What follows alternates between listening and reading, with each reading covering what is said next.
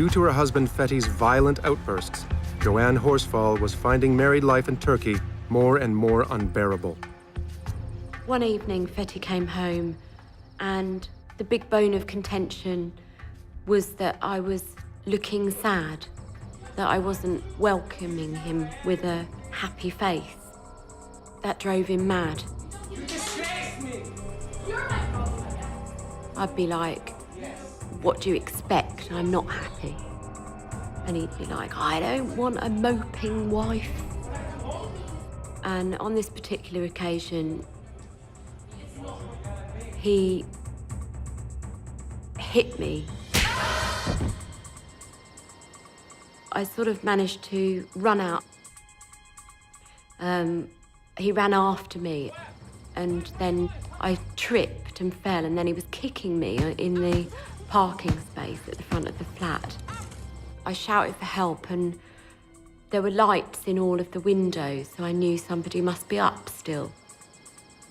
But nobody replied, nobody came out. I think that people just did not want to get involved in this particular, domestic situation. Desperate, Joanne turned to Fetty's parents for help. I then ran to my mother and father-in-law's house.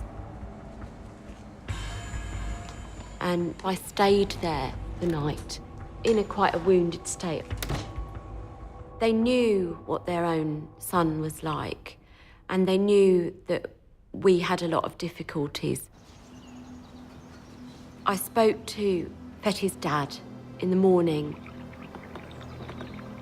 just to say, I really want to go home, go back to England. And his answer to me was, I'll decide when you need to go home.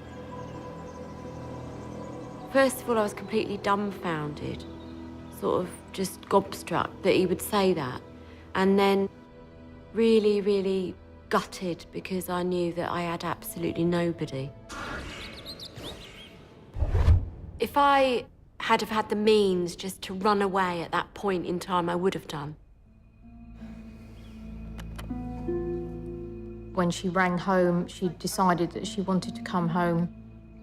It was just a case of how she was going to get home. Joanne's problem was that she had no money, and Fetty had hidden her passport.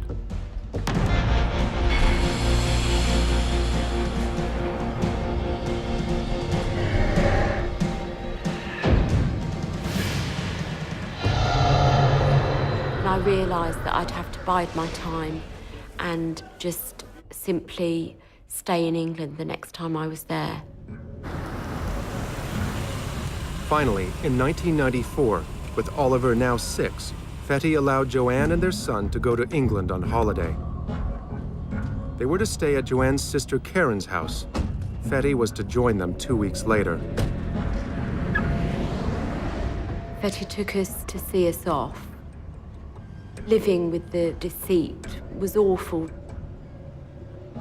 Oliver said goodbye and cuddled his dad, and was really excited just to be sort of going on an aeroplane and going away.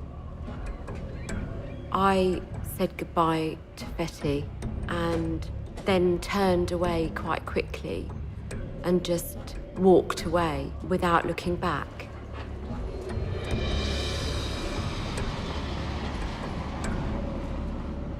I was really, really sad about leaving my life behind, but my life as it was had become so, impossible.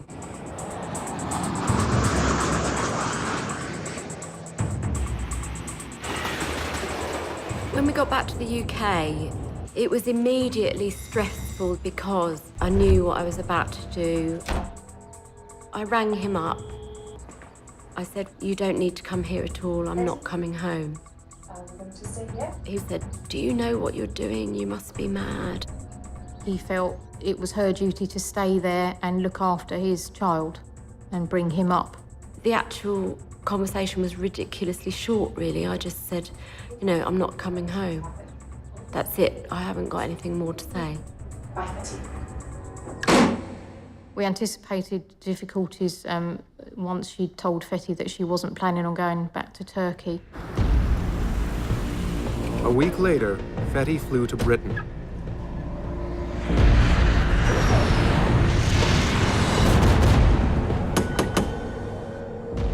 Fethi turned up at my house. He just wouldn't accept that she didn't want to go back to him.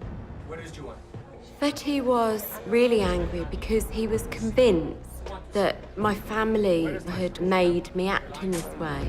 Where are they? He seemed to think a lot of it was my fault, that I had made her come to this decision. I want to see them now. It wasn't very pleasant and we did feel quite threatened. Stay away from my sister. Where is Joanne? Where? I felt that this man was extremely dangerous to me. I was concerned about Oliver because I knew that his dad wouldn't just leave it there, that we weren't going to come to any kind of talking solution. He knew where all the family lived and he knew where she was staying, so she just went to a refuge so that he wouldn't know where she was. I was strongly advised by one of the ladies who ran the refuge to get some legal advice about my situation. I went to see a solicitor. I put in an application for a residence order for Oliver so that Oliver's dad wouldn't be allowed to remove him from the country without my permission. We found ourselves in a legal battle which ended up at the High Court. My sister travelled with me up to London for the hearing. I was given the impression that I could almost not lose. With her estranged husband looking on, Joanne told the court why she fled Turkey with Oliver. Very smart enough!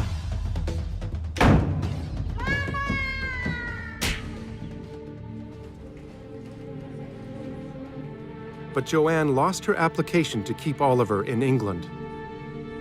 Because her son had been born in Turkey, the court ruled that she would have to seek custody in Turkey. I was flabbergasted. We didn't expect them to wash their hands of the whole thing. It just felt like a bad dream, really. I was so incredulous. My confidence in the entire system was completely shattered.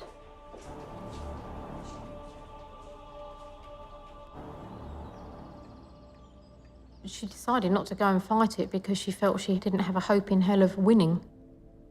Simple as that. Because of the different culture, the different court system, because he was the breadwinner in the family. She just felt that Fethi would be awarded custody. By refusing to return to Turkey, Joanne would be giving up her rights over Oliver. 2 days later, Fethi came to claim his son and take him back to Kemer. And I'd sort of like kept it together, but the minute I saw him, I could hardly control my anger. But to add insult to injury, he'd bought breakfast in a little polystyrene box. I completely lost the plot and started screaming at him, saying, you know, it's all right, I've given him breakfast. Don't you think I even give him breakfast? Oliver was very sorry for me. This was the awful thing. He knew that I was sad and he was quite bright and cheerful.